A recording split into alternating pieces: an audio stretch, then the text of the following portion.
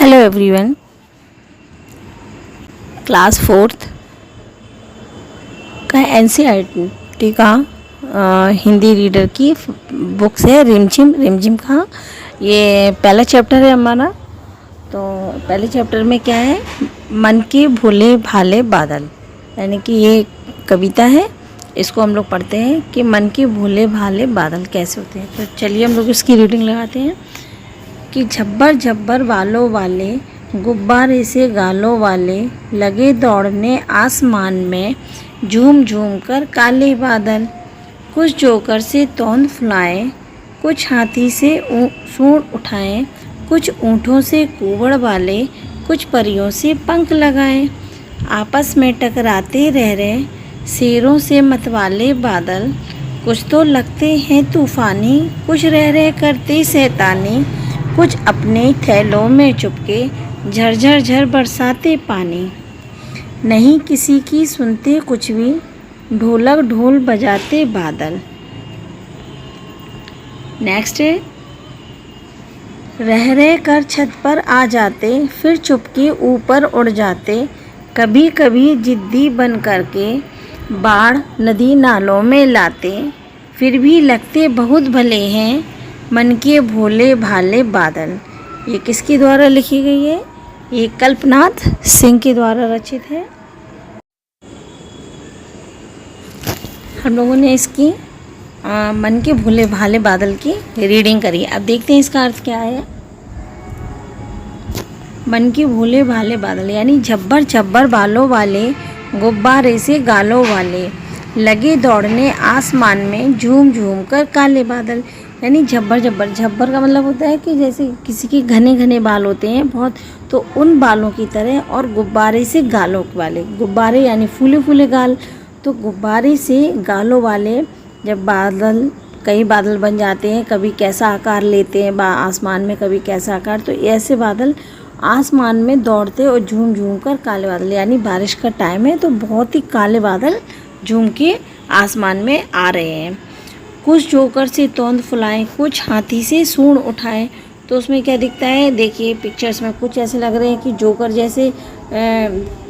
जैसे तोंद यानी पेट को फुलाकर, और कुछ क्या है, हाथी जैसे सूंड उठाए। ये हाथी जैसे कुछ ऐसे लग रहे हैं, जैसे ये देखो, जैसे ये हाथी की तरह ये सूंड उठाए हुए हैं, है ना। ये जोकर की तरह तोंद फुलाए हैं। और कुछ ऊँट से कुबड़ वाले, ये ऊँट है, ये ऊँट से कुबड़ वाले, ये देखना, ये देखिए, कुछ ऊँट से कुबड़ वाले इस तरीके से। और कुछ परियों से पंख लगाएं, और कुछ ऐसे लगेंगे जैसे कि परियों की तरह पंख लगाए हुए होंगे। आपस में टकराते रह रहे शेरों से मतवाले बादल। आपस से टकराते हैं, जब टकराते हैं तो वो क्या है, ऐसा लगता है जैसे शेर की तरह दहाड़ते हैं, बिजली चमकती है, आवाज़ आती है। इसलिए इसमें दिया है कि शेरों से मतवाले बादल।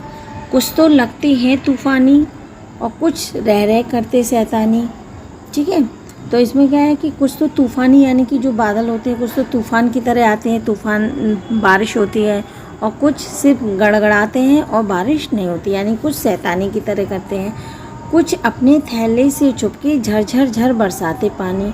और कुछ बादल होते हैं, कहीं पे आपने देखा होगा बारिश हो रही है, कहीं बारिश नहीं होती, तो क्या है, कुछ जब बारिश होती है तो झरझर झर की आवाज़ आती है, यानी पानी के बरसते समय जो झरझर की आवाज़ है उसको यहाँ पे बताया गया है। नहीं किसी को सुनते कुछ भी, ढोलक ढोल बजाते बादल। वो किसी की सुनते तो है नहीं है। जब बादल इतना गड़कता है, तेज़ तड़कते हैं, आवाज़ जब बिजली चमकती है, तो उसमें ऐसा लगता है जैसे ढोल बजाते बादल। तो इस तरीके से ढोलक की तरह वो बजते हैं।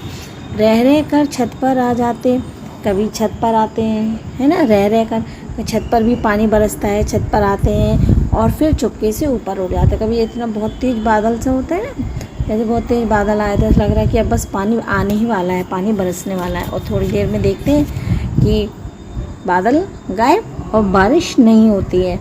तो वही होते, कभी कभी रह रह कर छत पर आ जाते हैं बादल, और कभी कभी बादल आकर भी पानी नहीं बरसता है और वो चले जाते हैं।